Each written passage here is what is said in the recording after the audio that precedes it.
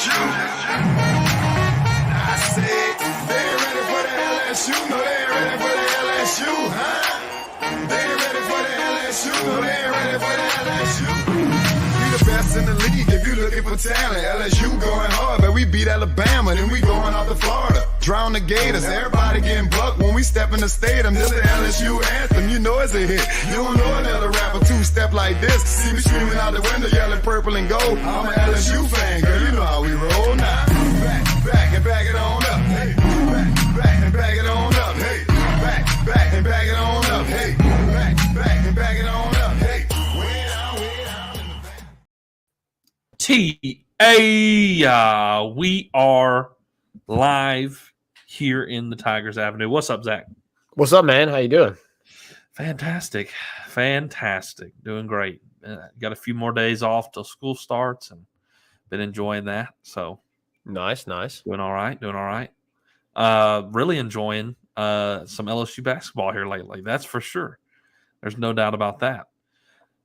But kicking in the new year right, getting off right with a few games and a lot of stuff to talk about, Zach, when it pertains to portal conversations and, Purdue and LSU. We can recap that a little bit. And I mean, the year is officially over now. So obviously we got to discuss year one under Brian Kelly. I guess maybe we can give some grades on that, maybe, and our thoughts and maybe concerns if there are any. and we're going to cover that all tonight. Obviously, plenty to talk about, and we're going to get to it. So Zach, basketball in particular. The men's. The women's have continued to do what they've done all season long. Yeah. But with the men's basketball, what has grabbed your attention of late? I mean, we talked about it last Friday. They got a big dub against Arkansas, and they have been competing. Now, I understand that this past Tuesday night was, disappointing. It sucked. To be able to have to, watch them kind of fall short there at the end. But in reality, what's really awesome is they are competing. And I don't think a lot of people really thought that LSU basketball would be competing this well against the teams that they've faced so far. Obviously, right. Arkansas, a top 10 team, top 10, they really are a top 10 team in my opinion. Like, they're just that good. They're young, but they're really good. To me, that was a huge stepping stone in the foundation for Matt McMahon and building this program to where it needs to be. Then you go on the road to Rupp, and I gotta be honest, Reagan, even after the Arkansas win and how exciting that was, I was very nervous and concerned about getting just the doors blown off of us in Rupp because it's at Rupp. Kentucky, I know they've struggled this year, but they're a really good basketball team. Obviously, the reigning player of the year, Oscar Tshiebwe, potential player of the year this year. He's a guy that's potential player of the year again this year. Toppin, who has struggled this year, but is a very, very good basketball player. Right. And, LSU went on the road and they battled. And I know it sucks because they lost. It was a hard-fought battle. They had a shot there at the end to try to tie it and go to overtime. Comes up short. But overall, I was still, really happy about it because they fought whenever they got down. I think they were as far down as, 12 in this game, maybe 14. That's at one point. I can't remember. Maybe it was 10. I can't remember. They got 10. I don't know if it was ever 14 or 12. I know we definitely got down below 10. They got down double digits. A couple of times in the ball game. Yeah, I think 2 or 3 times. And both times they fought back, made it a ball game. And, it was, which was surprising because it honestly felt like, I messaged you, we were talking back and forth, and both times I was like, okay, here's where they pull away. Yeah. And the talent gap shows. And they never did. LSU continued to fight. They continued to have really good defense, even though overall defensively it wasn't a great night for them. They continued to get stops when they needed them, get buckets when they needed them, and that was massive. Listen, the reason you lost this game was because of Oscar Sheboy. Good grief. He just found the A little bit ball. of Toppin too. Yeah, Toppin for sure. Toppin, like what killed you was Oscar Sheboy on the boards, and then Toppin making clutch shots when they needed them. Which Yeah, is I mean, you're probably the least likely guy on their team to hit a 3-pointer there at the end. Hits that 3-pointer in the corner. and that was Brutal really the ball shot. game. That was really the ball. I mean, LSU made it kind of pushed there late, made it interesting, but that was really the ball game. That's what really kind of put the nail in the coffin for LSU was that 3. And like you said, kind of an unlikely suspect. But Toppin had a phenomenal night. I mean, Oscar Sheboy does. He out rebounds everybody. And KJ Williams, we've discussed it. You specifically have mentioned it. You know how you were worried about how KJ would stack up against the bigs in the SEC. And you know, against Arkansas, he held his own. Offensively, he holds his own. You know, he's able to score. He's able to stretch the court. And he makes bigs have to go guard him. No doubt. That is a problem for the defense, the opposing defense that LSU is facing. But yes, he struggles inside with a big physical presence that can rebound the ball, and that showed in this ball game. Oscar Sheboy tore us up on the boards, specifically the offensive glass.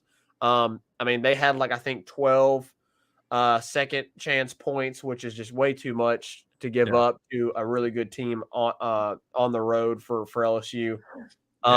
Toppin also had a couple of really just wide open looks for an alley oop. Like he had 2 or 3 alley oops that was just unacceptable. The defense just lost him, and you can't lose him. So overall, it sucked. But when you kind of take a 10,000-foot view, this is really, really impressive by LSU. And look, Reagan, they are going to have to win these next 2 games. Tomorrow at 5 p.m., they're going to go to A&M. A&M is actually the favorite in this game, which is kind of surprising to me. Yeah, I'm kind of surprised that A&M is the favorite. A&M's not really a good basketball team. Seriously? Yeah, it's pretty surprising. They're 9-5 on the season. A&M is, and let's look at their competition. Are they favored on the betting line? They are favored on the betting line, 3.5 by 3.5. Yeah, what? It's close, but I mean, I'm pretty surprised that they are favored. That's crazy. So, anyways, A&M, yeah, and they are even a heavy favorite per ESPN Analytics, 75%. For A&M? Yeah, I'm pretty surprised. To be honest with you. I honestly feel like I don't know. I'm pretty confident we're going to win tomorrow. They hosted Florida, and Florida and them went toe-to-toe. It was final there was 66-63. Neither of them are that good, though. Everybody else that they've played, you know, has been kind of trash teams. Wofford, who we have in common. They beat them. Wofford beat A&M. Yes. And that was at A&M. So, you know, there's that. They did play Memphis toe-to-toe, though. They did go toe-to-toe with Memphis at Memphis. So, seems like this team's kind of had a consistent year. They lost. They went toe-to-toe with Memphis and lost. Come on. Close. So, look, they got to win these next 2. You got to go to A&M. You got to host Florida. And then you face a absolute brutal gauntlet. You got to go to Bama, who's number 7 in the country. Same record as you. But number 7 in the country, they're just really good. You host number 22 Auburn. You host number 8 Tennessee. You go to Arkansas to play them in a rematch. In the Big 12 challenge, you play Texas Tech, who hasn't had a great year, but still it's Texas Tech. They're going to be good. Then you go to Missouri, who just beat the brakes off of the Kentucky team that you just lost to. And then you host Bama. And it doesn't get easier. Then you go to State. Like, dude, it's going to be a brutal month of January and the beginning of February for this LSU basketball team. And, I mean, you really want them to pull off some games that, You know, they're not expected to win, and they already did that. I mean, they beat Arkansas. They weren't expected to win that game. But these next two are must wins. Yeah, you'd like to go slightly above 500 in that stretch, and I think you bode well. I wanted to mention a few things that of the Kentucky game. Number one, Trey Hannibal continues to be very impressive. I mean, I'm shocked. Well, I mean, it's 2 games in a row now, so we'll see. But if it continues to trend this way, maybe he takes a starting position. I don't want him to. But you gotta have something off the bench, and if you put him in the starting rotation, you have nothing off the bench. Well, I wouldn't say nothing. Jalen Reed offers some things sometimes, and who else? Juice would come off the bench, and Justice Williams would come off the bench. I mean, there's some stuff there. Justice Williams. I mean, yeah, but it's not much, Reagan. Let's be honest. I mean, you're right though. I see your point. If you keep, I like that Trey Hannibal comes off the bench because he is a spark that you need off the bench, and he is points that you need off the bench, and he's shooting really well right now. I mean, he went 5 of 6 the other night. KJ just doesn't. Hey, and I'll say this too. Look, he didn't have a great shooting night, but Adam Miller looked a lot better. I mean, he put up. Yeah, he did. He didn't look like he was just. And if you notice, mid game, he was adjusting his shot in mid game. Like if you remember, they ran that little screen, and he would kind of come around on a wheel, kind of a wheel route, sort of, if you want to call it. Yeah. And he would kind of come to the corner of the 3-point line, not the corner, but the kind of between the top and I guess the key. Was that the key? Yeah. On the 3. Yeah, he kind of came to the key of the 3-point line, off a screen. They ran that play 3 times. On the first time that they ran it, he came around, was open, came up short. Next 2 times that they ran it, he adjusted and made the shot both times. Yeah. So it was really good to see him to start shooting better. I mean, he jacked up 13 threes. He only made 5, but we'll take it. I mean, 5 threes is great. From 30-something%, right? Yeah, I mean 40-something. Let's see. I mean, obviously 5 of 10 would be 50. So he's 38%. 38. So I mean, that was really good for him. That's what you need out of him. He only took 3s, but that's what you need. You need somebody that can complement KJ Williams on the scoreboard, and then you have Trey Hannibal coming off the bench and getting you points. Yeah, I think Trey Hannibal will continue to come off the bench too. I was just speculating. I think Matt McMahon will keep him there, but I don't know if it continues to trend that way. Maybe he puts him there. I don't know, but I agree with you. I do like him coming off the bench. I mean, he's put up double digits now a handful of times coming off the bench, and you like that. Another thing that you mentioned, and I'll kind of come off of, is I was worried about how KJ would do against a guy like Oscar Tshiebwe, however you say it. But like you said, he's a problem because he has to draw. He will draw guys out to the perimeter, and they have to go guard him, or he'll shoot it and he'll hit it. So that opens things up for your offense. So he will be a mismatch in that manner. But the good thing about the other night is, although Tshiebwe dominated him, it seemed like at times, and he did. I mean, I'm not going to hold back on that. There were times when KJ was playing defense, and Tshiebwe kind of rocked the baby on him. And gosh, he's such a freaking ball magnet. I was getting so mad. He was not even trying, and the ball would just find him. You see LSU players diving out for the ball, and it would just find him, and you're like, quit getting the ball, dadgummit.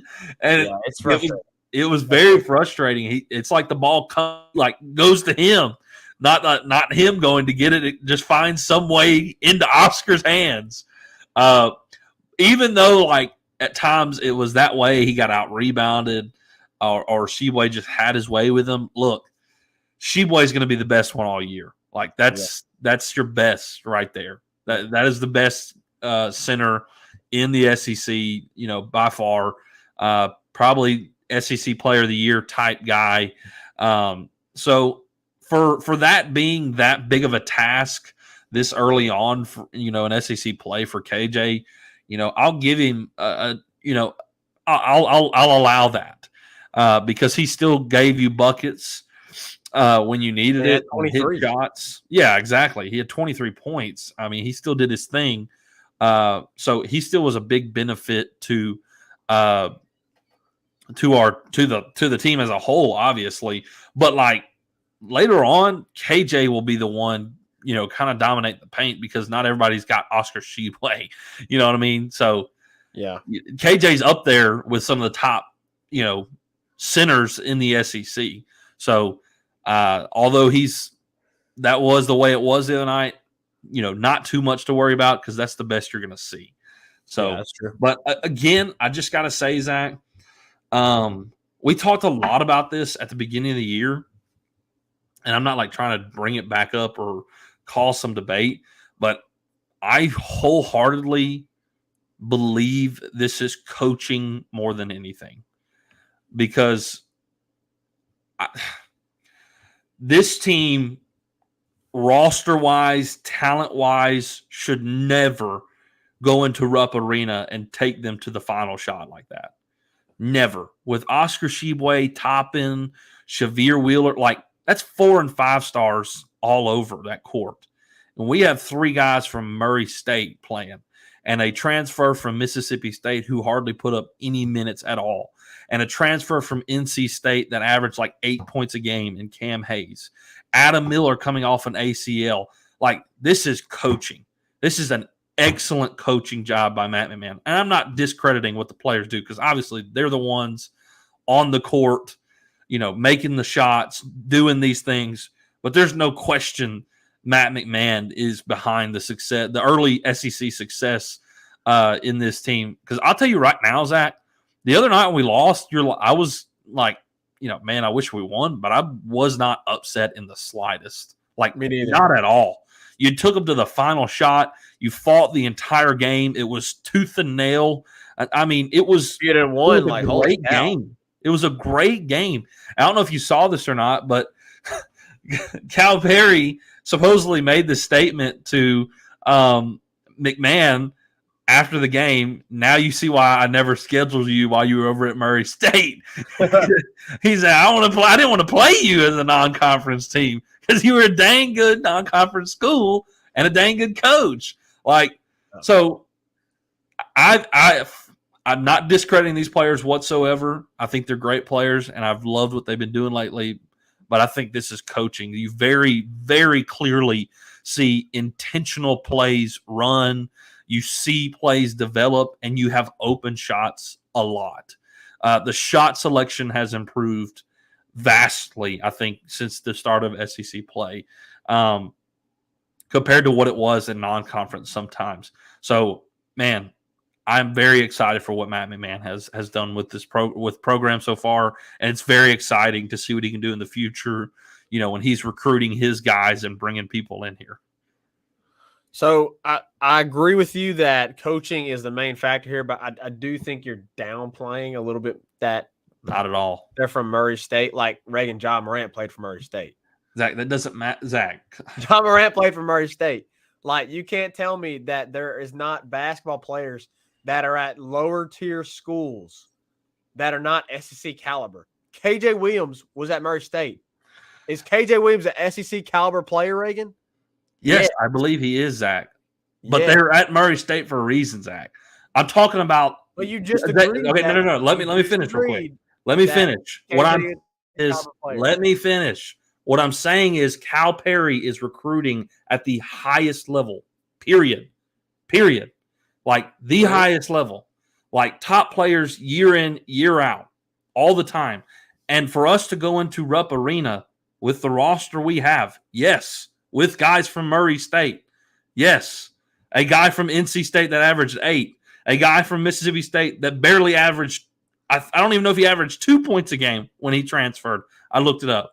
And Adam Miller, who's coming off a torn ACL. That should have never happened. Never. So that's coaching is what I'm saying.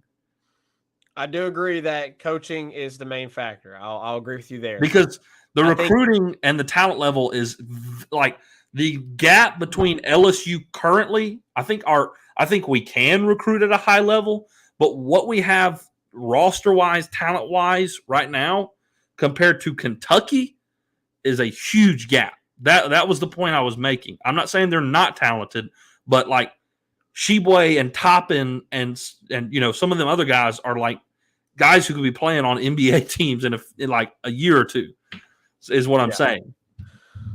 Well, I think the biggest thing that we can agree with is even though there's a talent gap, like Matt McMahon knows how to develop players. He knows how to bring out the best in players. So that's why you're seeing what you're seeing with Derek Fountain. That's why you're seeing what you're seeing with Trey Hannibal. That's why you're seeing what you're seeing with KJ Williams. Now, KJ Williams probably a little less so because KJ Williams is more talent. I think is more so talent than coaching. Is it talent though? Because KJ Williams has been 5 years with Matt McMahon. I'm not saying he's untalented, but he's been with KJ. This is the 5th year he's with Matt McMahon now. Well, I mean, his ability inside of the paint and his ability outside of the arch, that a lot of that is talent. I mean, you can't deny that. Have you not been looking at the stats they've shown, like during games, of his 3-point shooting and how it has changed over the years with Matt McMahon?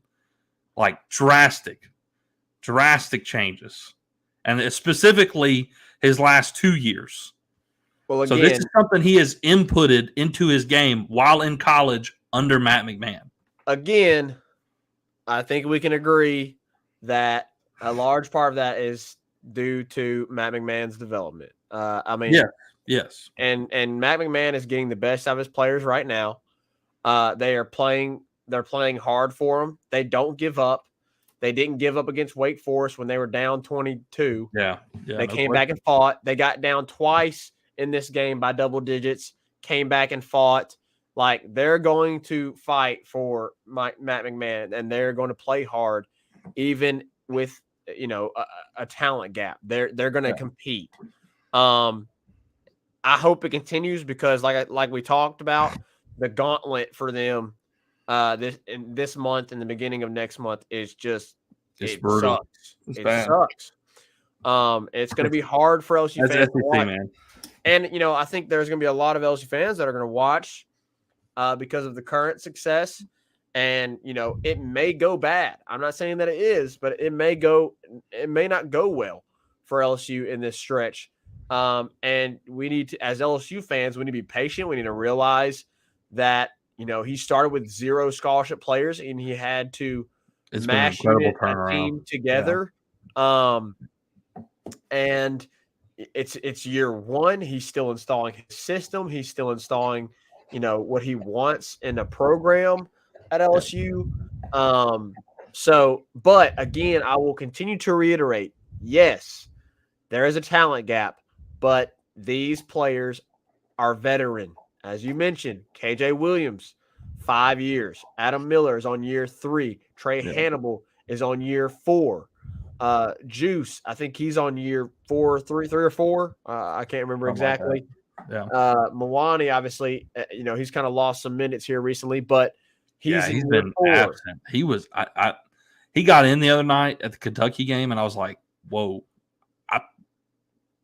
I forgot. Like, he got on the court, and I was like, oh shoot. Oh, Derek Fountain, he's in like what, year 2, year 3? So like, I think this is year 3 for him. Year 3. So I think he redshirted a year though. This team is older, and that's what's them being older, along with the coaching of Matt McMahon and the development of Matt and Matt McMahon and his ability to develop players.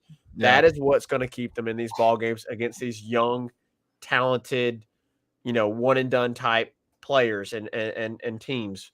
So, hey, Zach, by the way, I will continue to promote it. LSU Gold is doing it for basketball now, for several sports. Shoot. They're doing it for women's basketball. They're doing it for men's basketball. They did it for gymnastics. Like, go subscribe to LSU Gold. The basketball ones are just as good as the football ones. And Zach, I don't know if you've listened to Matt McMahon talk a lot, but he does what Nick Saban does. It's hilarious. He does the hey, we gotta get this right. We gotta think right. We gotta make good decisions on this Christmas break. All right. He does it. He'll say, I promise, go watch LSU Gold. He does the about 100 different times. I do need to get back because I haven't watched it since I don't know when the last time I watched it. I'm definitely got to watch again and get caught up because I agree. LSU Gold, fantastic. Phenomenal. It's awesome. Zach, we do have some comment. But women's basketball, Zach, I mean, they're just doing what they're doing. I mean, I don't know if there's more. You saw Angel Reese put up 26-28 the other night. And 28 was the rebounds. I mean, either way, it's insane. Yeah, LSU I think that broke a record, by the way.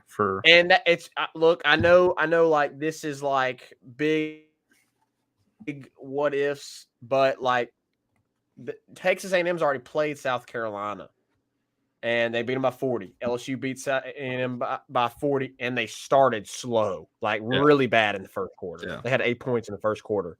So, but they're deep. They're really deep. Like Samaya Smith had a great night. She had 3 blocks. Like whenever the starters weren't doing good, Kim Mulkey said, all right, pulled them out, put in Kateri Poole, put in Poa, put in I'm going blank, Samaya Smith.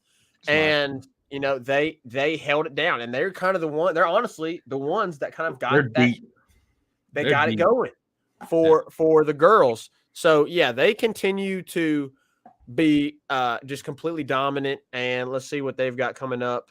Because honestly, I do not know when they play again. So they play at Kentucky Sunday at 1.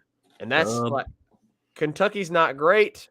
You should win that game. I watched Kentucky play Georgia the game before, and they went kind of toe to toe with Georgia, but both those basketball teams are just not good. They're not going to compete with LSU, in my opinion. I mean, I say that knock on wood. You know, they'll end up upsetting them in a big way. But Zach, we do have some comments to get to here. Yeah, we do. So we got Tiger Den Sports. Tiger Den Sports Network joining in. He said, "Matt McMahon seems like he has LSU basketball going the right direction." Completely agree. No question.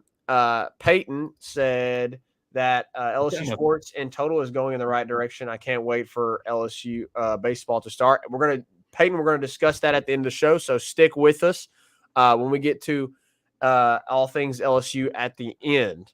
We'll talk transfer portal. We'll talk baseball.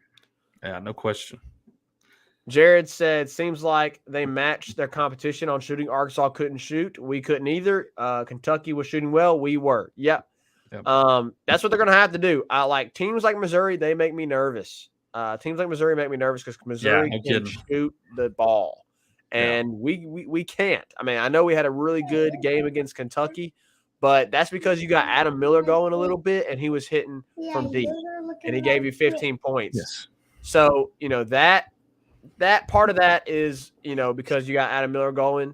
And, of course, Trey Hannibal continued his success. How much more do we see of that?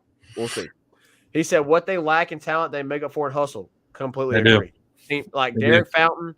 We've got a Zeke showing. What up, Zeke? Say hey. Hey. He said, go Tigers. Go Tigers.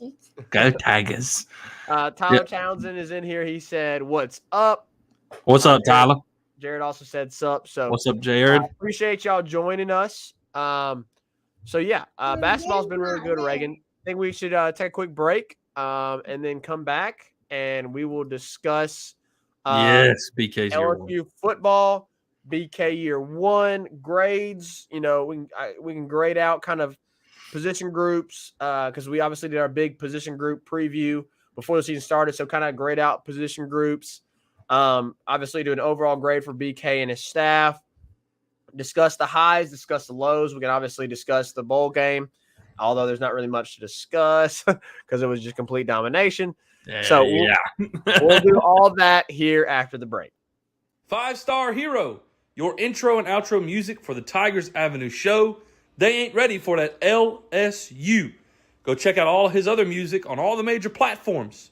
Don't forget to follow him on Instagram at Saints Anthem and at Twitter at One Nation Doty.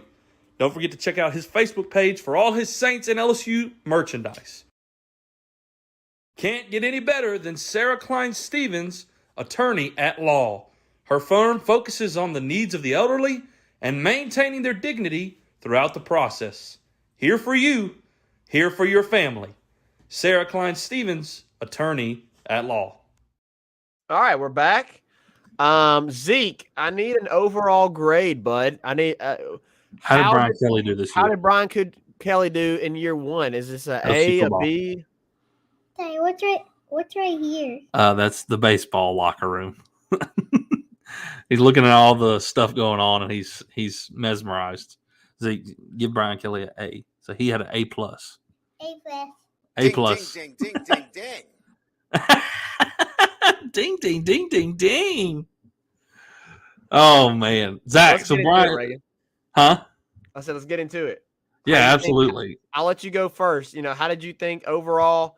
Do you want to kind of do grades first and kind of break down position groups and how they graded out and then kind of get to Brian Kelly? Or do we want to start? We start with the bowl game.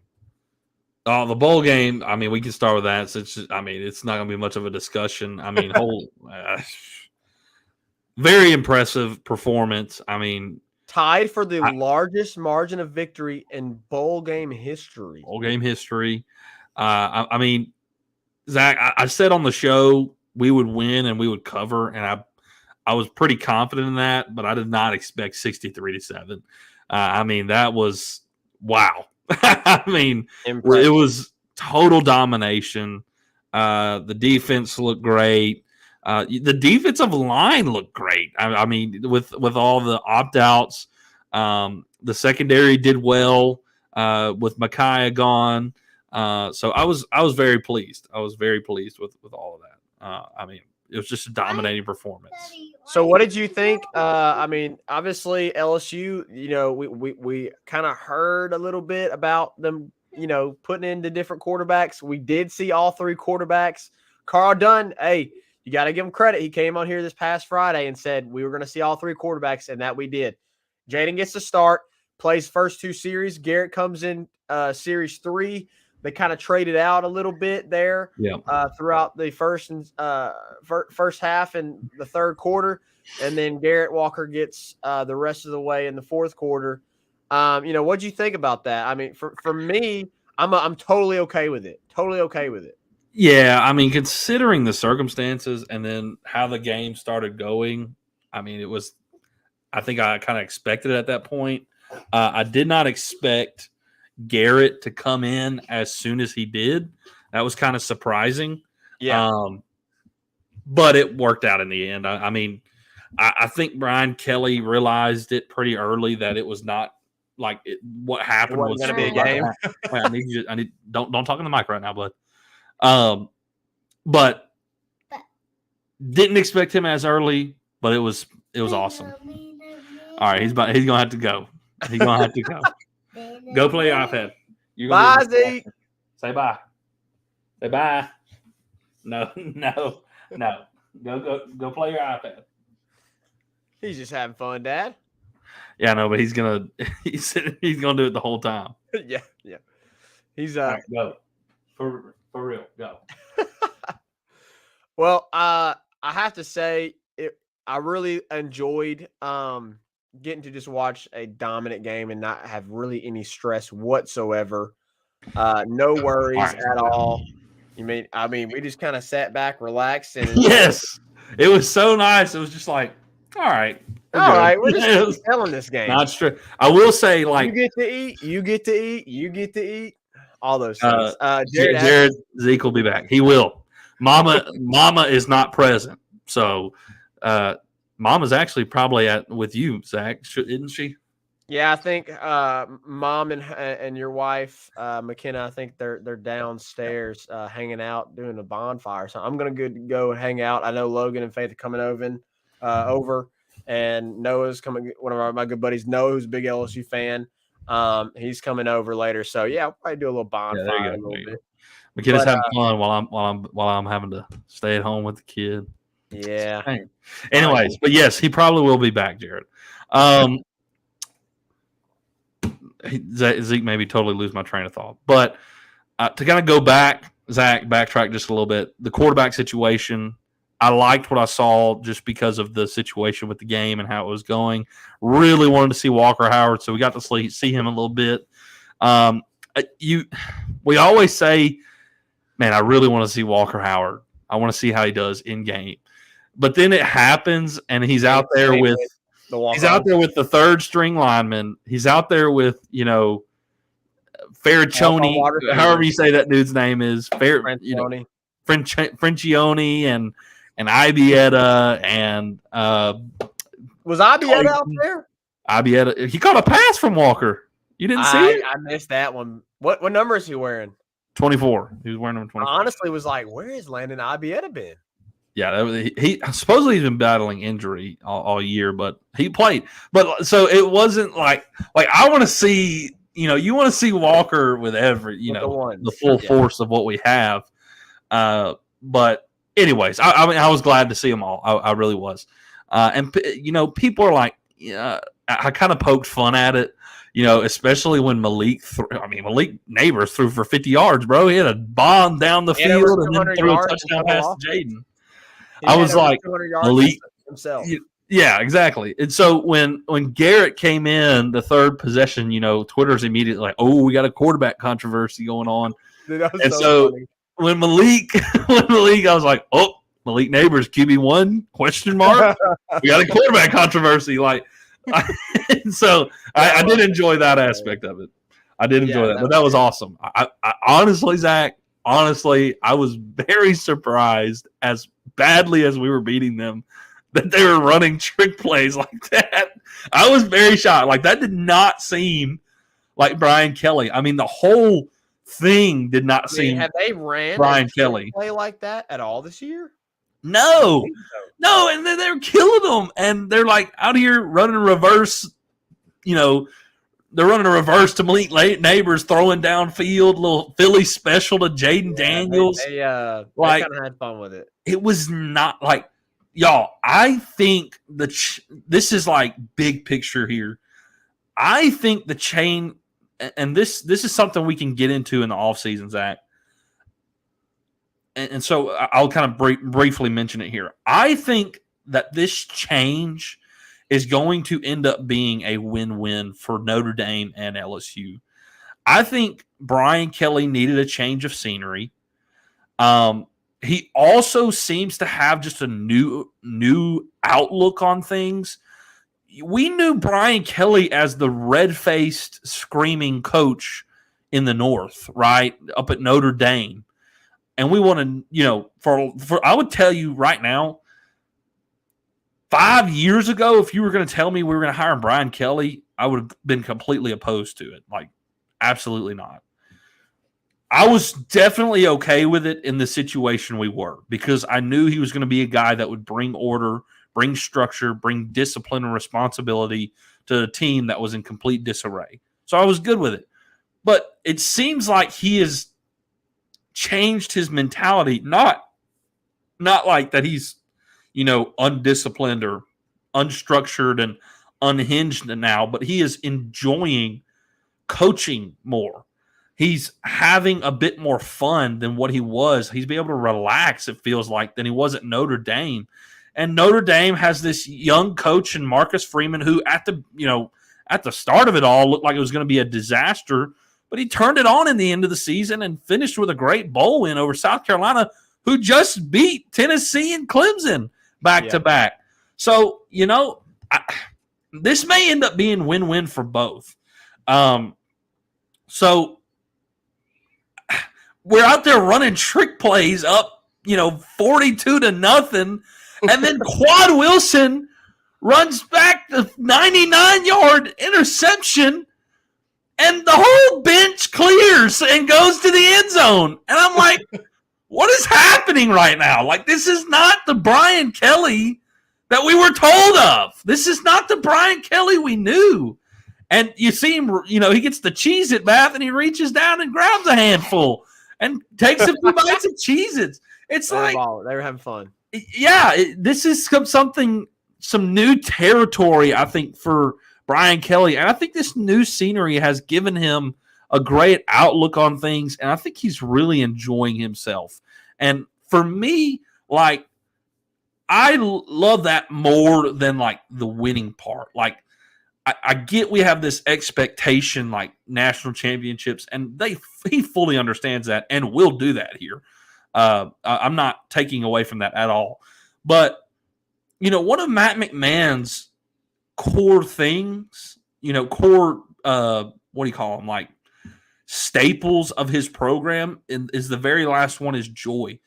We're going to do everything. We're going to have great, commitment to practice and performance and preparation, but we're going to enjoy what we're doing. We're not going to like hate coming to practice, hate all of this work. We're going to have joy in all that we do. And I love that about Matt McMahon. And I feel like I see some joy within Brian Kelly, especially here in this bowl game, at the end. And, his post-game press conference, he said, somebody asked him about them rushing the touchdown. He was like, they're out there having fun. And, if a bunch of old men get in the way with that, where are we at in life, essentially. So I love it. I love it, by the way. I absolutely do. It was a lot of fun. So now we need to give them some grades for the year. Yeah, we definitely do. So LSU wraps it up. They get 10 wins on the year, which, I mean, holy cow, awesome under Brian Kelly. Nobody, I mean, some people expected it. But, I think realistically, a lot of people understood that, 8-4, 9-3 at best, or like, we're probably, or 9-4 at best, was probably what we were looking at. And they exceeded that, which is phenomenal. So let's go ahead and let's break down, kind of position groups, and obviously a huge part of this plays into the coaching staff and how they did in coaching them up and developing them. So let's start on the offense. Let's start on the defensive side of the ball because I think there's more. I think there's less excitement around the defense than there is the offense because I think when you look at the offense, I mean, in the quarterback position, the offensive line, wide receiver, there's a lot of positivity there. Sure. I'm not saying that everything on the defensive side of the ball is negative, but just a little less. It's less in the offense. So let's look at let's start with the DBs. How do you think overall the DBs graded out this year? So are we talking their coaches? Or are we talking like overall coaching staff and players? The position group, including the coaches. Okay. The DB room for me gets a B minus. It's a B minus. I think they did their job. I think they had flashes, but I think there's more to improve on, and I think they could be a lot better. So I'll give them a B minus on the year. Yeah, I'd be with you right there. I was giving them a B, just a straight up B, not a B minus. We can do B plus B, B minus. I'm just giving them a straight up B. I can't say there's anything that you didn't say already that I can add on to about the defensive back room. Jarrett Bernard-Converse, I think, was massive to get him. Mekhi Garner, Mekhi is going to go to the NFL and he's going to get drafted.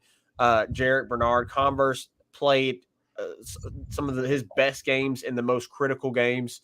He got an interception in the bowl game. He got a massive interception against Alabama to really set the tone in that game. Yeah. And I mean, he honestly locked down one side of the field this year. I mean, he had his ups and downs, but overall, I think he did a great job of locking down the field. So, yeah, I think they did great. You obviously look at Greg Brooks. He had to play against Auburn to help LSU seal the deal. Jay Ward just was very consistent and phenomenal, and he's going to be going into the NFL draft and will probably be, I would imagine, probably a second-round guy. Yeah. Or third round, maybe somewhere in there. We'll see where he goes.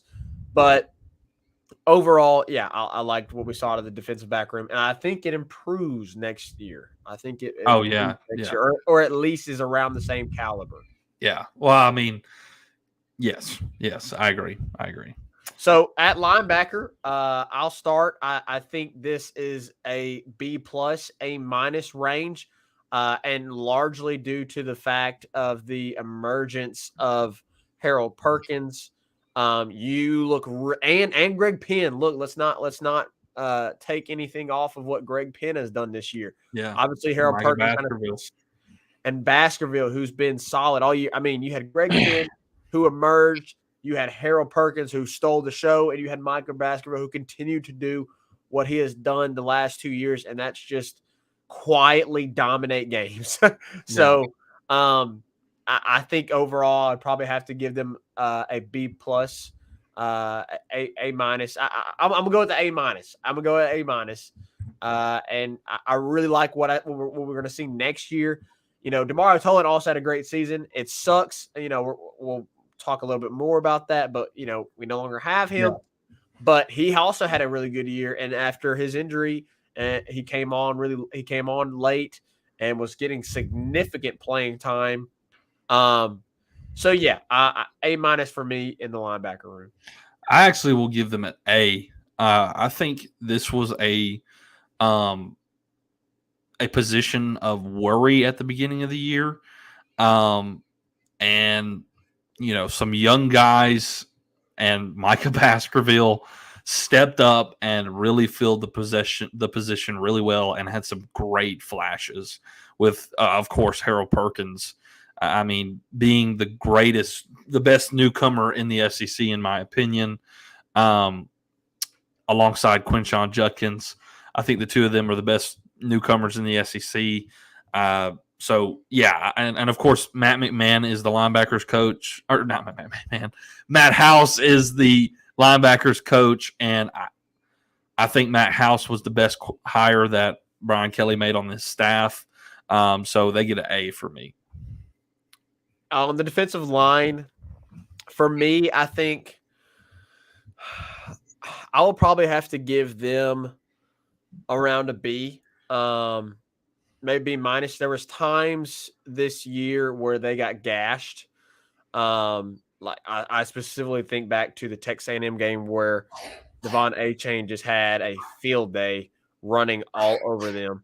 Now, obviously, you know, B.J. Ojulari, first-round talent, Ali Gay, big-time leadership, and kind of held his own over there. And then you had the emergence of Makai Wingo and of course Jaquelin Roy. Like, I'm not saying they were bad, but there was times they did get gashed on in the running game. There was times I felt like with this defensive line, we should have had more sacks, more pressures than we did, and they just didn't come as much as I thought they would with this defensive line, because this defensive line, we were going into this year, you know, thinking this is arguably the best position group on LSU's team. And I think a large part of the lower grade too is you lost your best defensive lineman in Mason Smith in the first possession of the season. So that's really plays a large part, honestly, into my grading. But you definitely you can't not mention the defensive line without mentioning B.J. Ojulari and the impact he had. I feel like he kind of had a quiet season, but like he still was B.J. Ojulari. Like, he still dominated. Oh, he constantly had pressure, yeah. And he constantly had like, it was quiet, but I mean, there's a reason he's going to be a first-round draft pick. And so yeah, I mean, I feel like maybe that's a low grade for them, but I think there were just some inconsistencies at times this year with the defensive line. Yeah, I give them a B also. And here's why, Zach. I think some of the inconsistencies happened, and I see, you see why what they're doing in the portal is why. There was a lack of depth. You look at Georgia and they're rotating fresh legs in there all the time with good, talented defensive linemen. You didn't have the depth to rotate like that on the defensive line. And, of course, the loss of Mason Smith hurt, and also Quincy Wiggins got hurt, so he never got to really emerge and ended up taking a red shirt. So and also you need to develop some more guys. Like Savion Jones is going to be a great player. I think he needs a little bit more development. Yeah. Jacoby and Gilroy needs some more playing time, I think, to develop more. So the lack of depth, I think, obviously caused some fatigue in some of these games, especially at A&M. And so you didn't see as explosive plays from the defensive line as you may have wanted to at the beginning of the year. So I give them a B, and I think that you're looking at what they're doing in the portal, and they are addressing the depth issue on the defensive line, and they're going to have a rotation next year to keep fresh legs in and keep pressure coming. And I'm really excited about that group next year, with considering the guys we've got in the portal, the guys we're targeting, and the guys we are returning. It's gonna be fun. But they get a B for this year. So overall, the defense grades out as B+, and I think obviously a large part of that is due to the job that Matt House did and the other on-field coaches like Robert Steeples, Jamar Kane, and Matt House. So really impressive. And who am I missing? Kerry Cooks. So I love that we have Matt McMahon. It looks like we're going to continue to. It looks like we're going to keep him for next year. Matt House. I'm sorry, I did the same thing. I did the same thing you did. And so I mean, a large part of the reason for that grading is Matt House. Yeah. So let's go to special teams, Reagan. For me, it is a D. And the only reason that it's not an F is because of your actual specialists in Jay Bramlett and Damian Ramos. Jay Bramlett did a phenomenal job this year. I obviously look back to the Alabama game.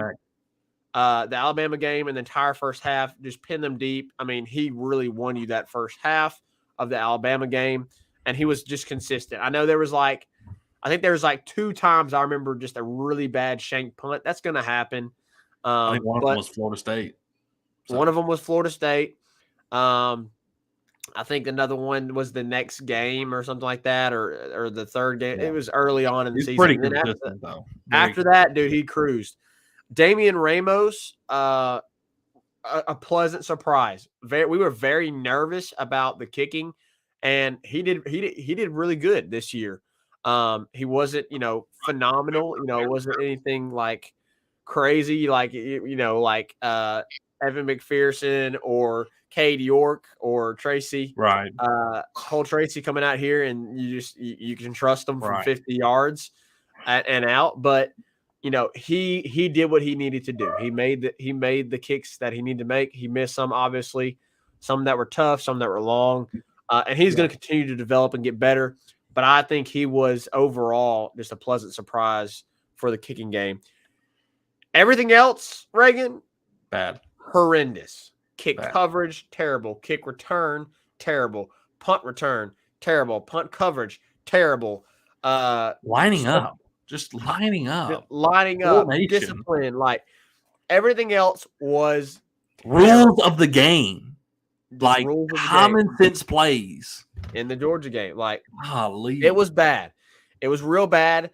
And you really hope that a lot of that gets cleaned up next year. I don't think all of this will get cleaned up next year because, again, you're still having to overhaul and come back from being down to 39 scholarship players and where Ed Orgeron left you. That's going to take a couple years to build back up. And they're doing that. They did it this year. They're going to do it this offseason.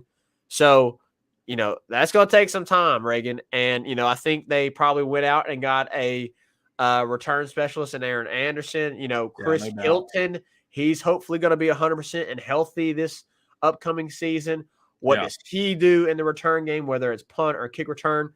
I think we can look. I think there definitely will be some improvement, but this year is bad. I give him a D.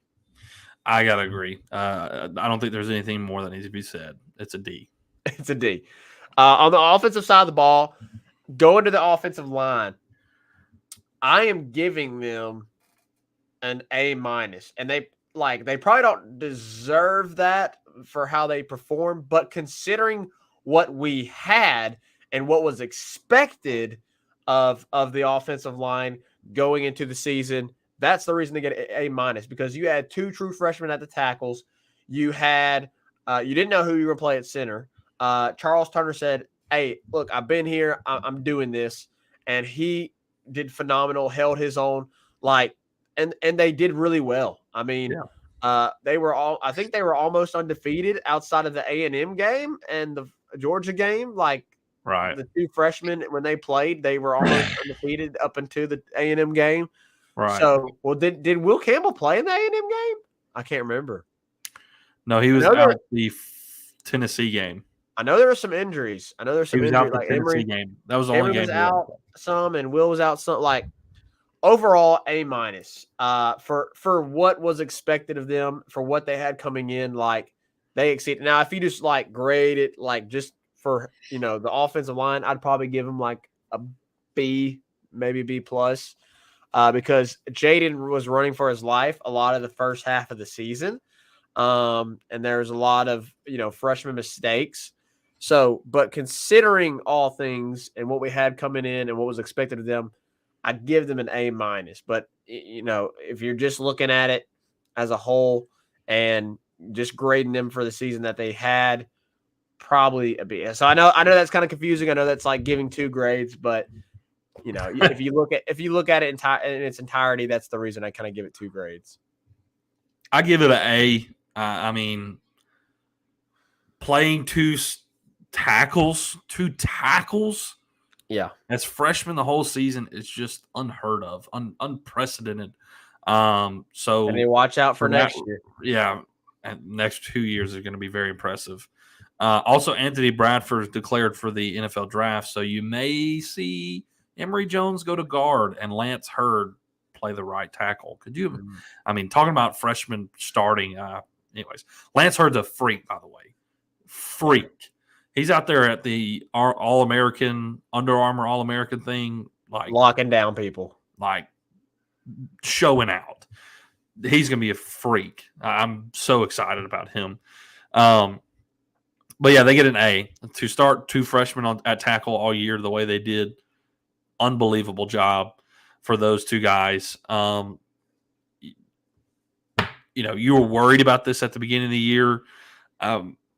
And yes, there was times when Jaden was running for his life, but at the middle of the year and then moving forward, you began to see that consistency. You began to see continuity, and I liked what I saw. And so for that fact, I give them an A.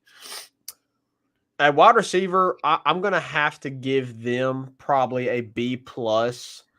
They would probably be at an A minus if it weren't for all the drops. There was a lot of drops this year. They definitely have to work on that in the off season. Obviously, Kayshawn had a lot of drops. There was drops by everybody. I know Kayshawn kind of featured that, but they're going to work on that in the off season, and I think they'll improve. Look, you had a 1,000-yard receiver, and so that's the reason to be really excited. That's why I give them a B. Did I say B plus? Yeah. Mm-hmm. That's why I give him B plus. Malik showed out. Brian Thomas showed flashes.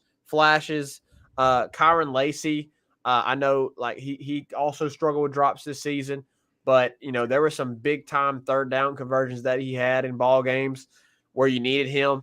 Jeray Jenkins was Mr. Reliable. He led the team in touchdown receptions. And he was just that veteran guy that whenever you needed him, he was there to make a play. Yeah. So overall, B plus for me in the wide receiver room. And I think next year they'll probably, they're going to be even better. Yeah, no doubt. They get a B, straight up B for me, because of the drops. I think they left more than to be desired at some times. Yeah. Some of that may be due to the timidness of Jaden to let it fly. But overall, I give him a B. I think we're going to be talented for years to come at receiver. And we Yeah. should also probably include like slash tight end in this. So Mason the Taylor gets an A for me. Mason Taylor gets an A for He me gets an too. A for me. So that's why I like B- for the receivers. When you add in receiver slash tight end, it gets bumped up to B+ because Mason Taylor. Yeah, sure. So, all right, let's go to the running back room next, Reagan, and then we'll obviously finish with quarterback because I know, obviously everybody wants to talk about that. Yeah. At running back, I think they get a B-. There just isn't a guy, the guy, that is in the running back room. I understand Josh Williams is Mr. Dependable. He is Mr. Reliable, and he has exceeded expectations. Not taking anything away from Josh, but there's just not that Jamari Gibbs type player on this roster. There's not that Deuce Vaughn type player on this roster. There's not that Bijan Robinson, Blake Corum. There's not that guy on this roster.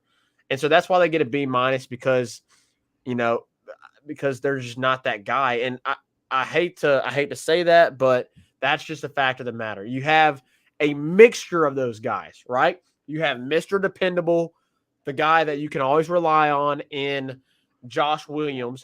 You have the home run hitter in John Emery, and then you have the bulldozer in Noah Kane when you need short yardage. Like, you just have a whole cluster of these talents with these players. I honestly would prefer if you could put them all in one and have a Deuce Vaughn, Blake Corum, Jamari Gibbs type player. That's just not what you have. Yeah. And there was obviously they just didn't like wow me this year.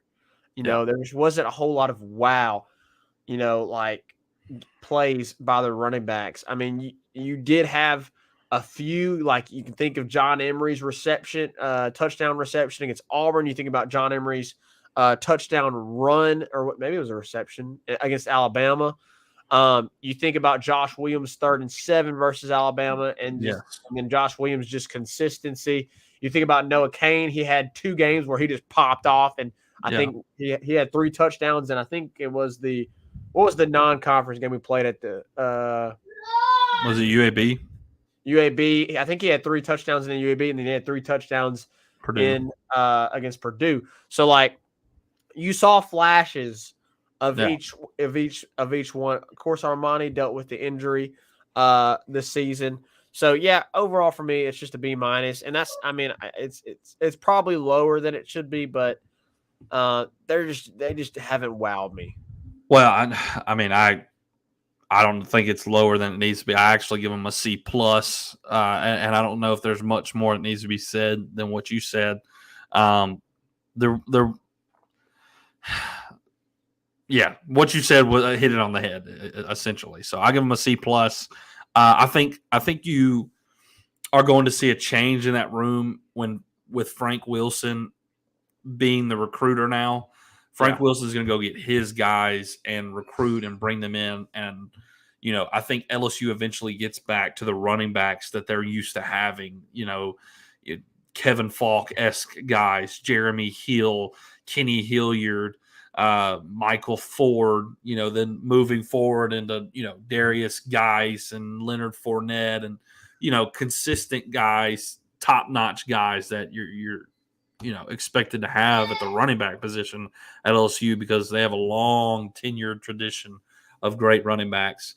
And with Frank Wilson at the helm, I think that improves. But they get a C+ for me this year.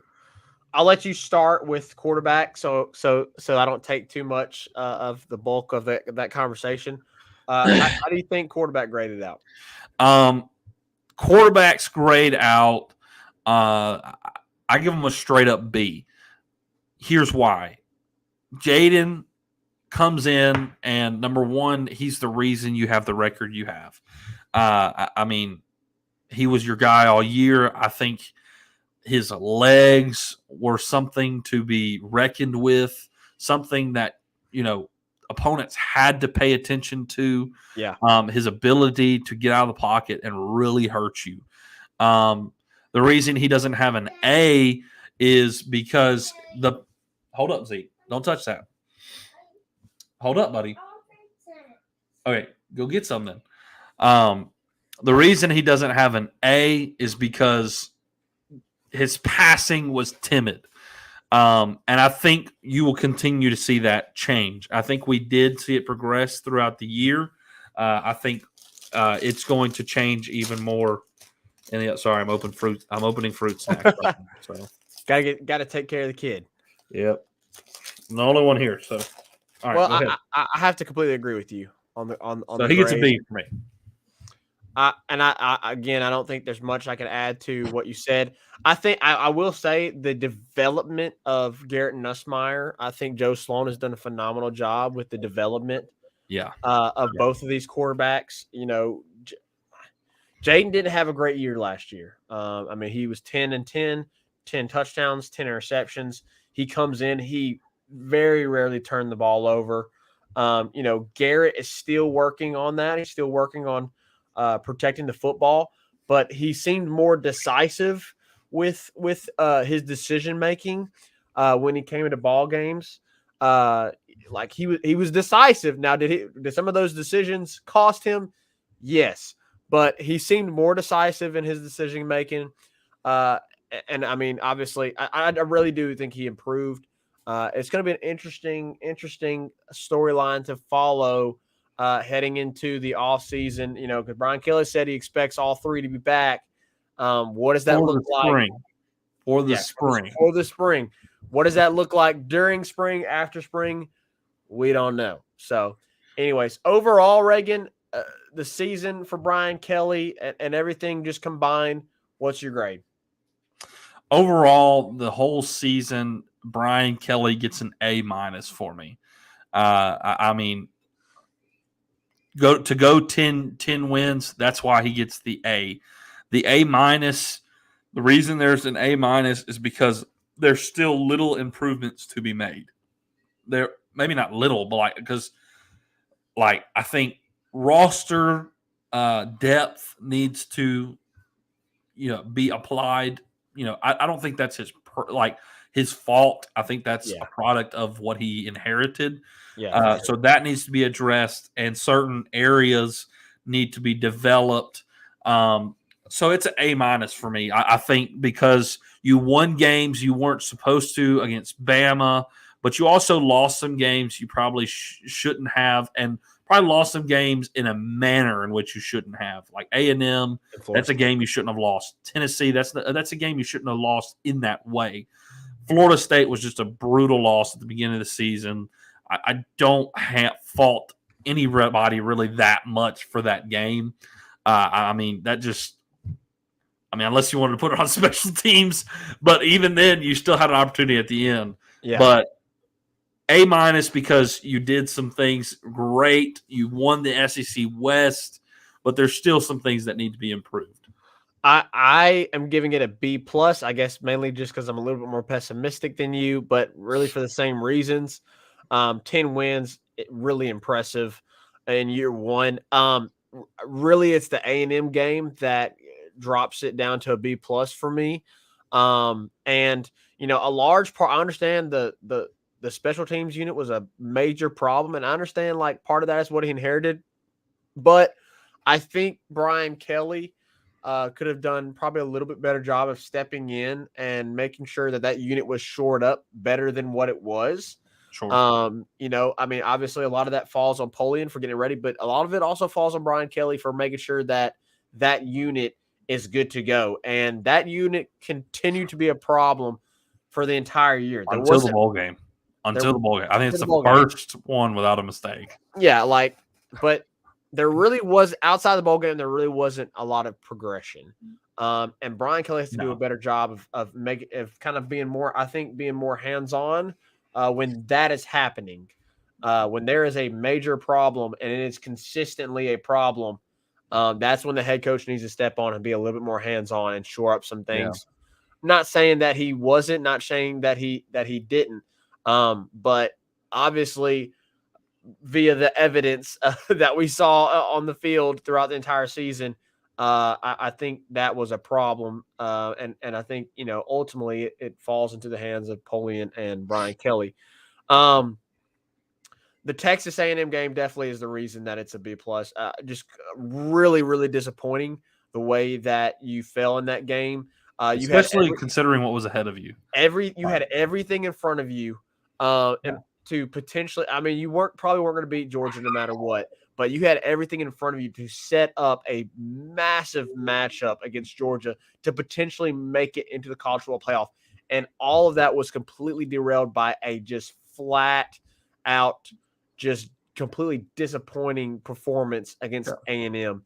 I mean, Zach, to be honest, because of that performance, and I think now watching the playoffs, you weren't a playoff team. You weren't ready for the playoffs. I mean, it would be awesome if you pulled off a miracle, right, and made that happen. But in all reality, even if you do that, you're not really a playoff ready team. Probably not, and I would say that's a true statement. So, anyways, overall, LSU exceeds expectations on the year. Phenomenal job by Brian Kelly. So much more to look forward to in the offseason and in the upcoming season. I mean, next year in 2023, we're going to be talking about a top 10 team, potentially a top 10 preseason top 10 team, a team that will probably be favored to win the West along with Bama.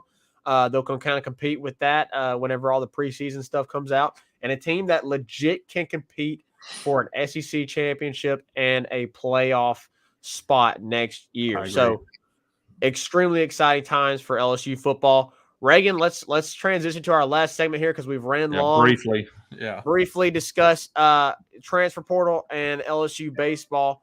Let's start with the transfer portal, Reagan. Obviously, the biggest hit recently, DeMario Tolan hits the transfer portal, as you mentioned and I mentioned. Really biggest surprise. That's the biggest surprise of any of them. Like, that's more surprising than Jack Besh. Jack Besh, you had a drop of playing time, you had some injuries, and you also had said he was going to come back. And Kayshawn said he was coming back, and you also saw that like, we're adding on to this group. Like, it's a deep group. Can Jack Besh stay with the group? Next year. I don't know. So he ultimately makes a decision to go to the portal, and you're like, okay, it sucks to lose a guy like that, but you got a lot of depth there, and his playing time dropped. With Tolan, he is a rising freshman, a freshman who got a lot of play time and looked good, and also Brian Kelly praised him for his play, and even said, hey, watch out for Tolan in the next coming years. So honestly, that's the biggest surprise, because he was poised to have even more playing time and push for a starting position in the linebacker group like this coming year. So really brutal loss. Maybe they can convince him to stay. I don't know. But this feels like, to me, Zach, an opportunity for NIL elsewhere, is what I assume. I don't know. Supposedly he's already taken a visit to Auburn, so I don't think it's a homesick thing. But I don't know. Maybe something happened. You never know. Behind doors, academics, something. I don't know. But from all implications, he was fine and was playing great on the field. So I don't know. That's the biggest surprise. In other news, like for transfer portal coming in, that's the latest. I think that's the only recent Justin Rogers leaving LSU. But coming in, the biggest, you have some more news. They're going to land some more portal guys. Justin Rogers, like you mentioned, from Kentucky, is the biggest name recently. I mean, visited yesterday and today. Yeah, a former top 50 prospect. Zach, he is the fourth highest rated player to ever go to Kentucky. Ever. The fourth highest rated player to ever go to Kentucky. Big time recruit out of high school. He popped off this last year. This last season with Kentucky was his coming out party. And so he would be a huge addition to this defensive line in terms of depth. Like, Zach, Justin Rogers would be like Micaiah Wingo, Mason Smith, and then Justin Rogers would be your third best guy if he comes. In other news, Jordan Birch is from South Carolina is in the portal, and if you remember, he was a 5-star player coming out of high school. I mean, offers from everywhere. He's a South Carolina kid, ultimately chooses South Carolina, but darn near signed with LSU. He was down to LSU and South Carolina. Mm-hmm. I don't know what the idea is behind Jordan Birch, but he is a guy that I don't care. Like, everybody in the country is going to be trying to get Jordan Birch, but I don't care. You do everything you can to have at least a shot at Jordan Birch, to add him to this defensive line. I heard J.K. Johnson, the DB out of Ohio State, maybe there's some rumblings there. Not sure. I don't think they're done at DB and the portal totally. They may not add another guy, but I think they're still looking. Now with Tolan Nozak going in the portal, you're definitely looking for a linebacker in the portal. Yep. Well, hey, who's also the center? I'm going blank right now, but who's the center that they've been looking at? Is it Jake Renfro? Yes, Jake Renfro. Jake Renfro is apparently it's between from what I've heard, it's between LSU and Wisconsin. Yeah. If Brad Davis is able to pull off getting Renfro away from Wisconsin, that's a big win for Brad Davis. Big win. Really big win. Because Wisconsin just puts off offensive linemen into the NFL draft like it's nothing. Yeah. So yeah, we're gonna see what happens, Reagan. Brendan Reese said, "Imagine we get Jordan Birch and Justin Rogers. I would lose my mind. It would be a freak show on our defensive line next year. I mean, could you imagine? At that point, you're starting 4. Wingo Rogers probably in the middle, and then Smith and Birch on your end. I mean, that's freakish. That's a scary defensive line next year. That's what happens. Pierce Lee said, "Isn't Davis still in the portal officially?" I believe so, but look, we saw him come in. I think he's coming back. I think he's coming back too. We'll see. Brandon Reese said, "What about trying Derek Davis at linebacker?" I don't know. I kind of like him at. I like him at running back. He keeps playing. Guys, I wanted to see Derek Davis sooner than we did, and then he came in and did what he did against that defender.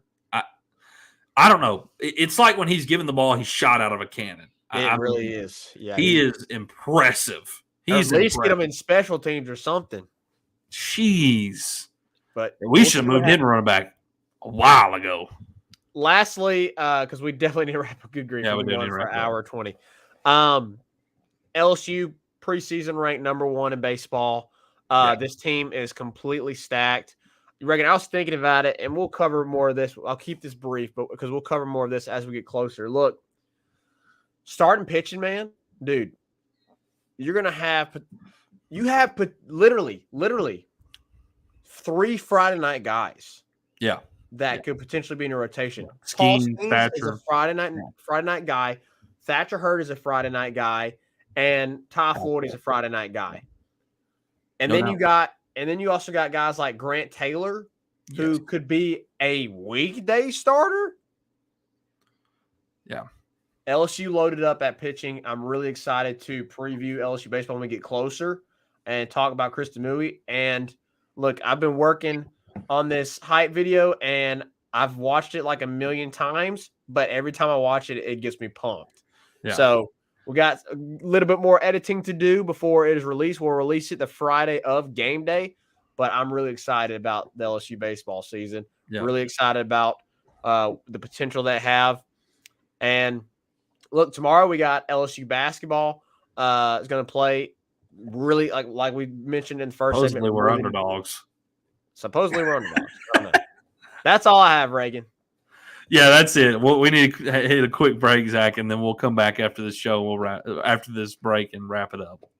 Make sure you go follow us on Twitter, TikTok, Instagram, and Facebook, all at Tigers Avenue, for daily updates on the show and all things LSU sports. If you're watching on YouTube, make sure to click off and hit that subscribe button at Tigers Avenue. We broadcast all of our shows live on YouTube, Facebook, and Twitter. Zach, I think we have 2 comments from Brandon Reese that we need to cover just briefly that he asked earlier. I think we've answered this question before, Zach. Who has the more pressure, Fisher, Napier? Definitely got to go Fisher. Several years there now, highly recruiting. The recruiting at the level he has been, he needs to start winning, which he may probably just lost all those guys. But Fisher. I know it's off topic, but when OU Texas come to the SEC possibly next year, besides LSU games, which matchups will y'all be looking forward to watching those 2 play in? I think it'll be cool to see Texas A&M again. I will really like to see that matchup again, and maybe some of the Missouri matchups. Back when they were Big 12, to see those reestablished. I'll be excited about those. Zach said Arkansas, Texas. I agree. That's going to be a really cool one as well. Old school rivalry there between Arkansas and Texas. All right, guys, it's been a great show, long show. Again, we said there's a lot to talk about. We sure did have a lot to talk about. We enjoyed it. Appreciate all y'all joining in and give us our feedback. We're pumped for tomorrow's game, Texas A&M, to watch this Matt McMahon basketball team continue to play, continue to improve, and continue to grow as they start continue their SEC campaign for this season. All right, guys, we'll see you next time show to discuss some more, recap these games. Maybe some stuff happens in the portal. We'll talk about it all here in the Tigers Avenue. 5-Star Hero takes us out. Peace. That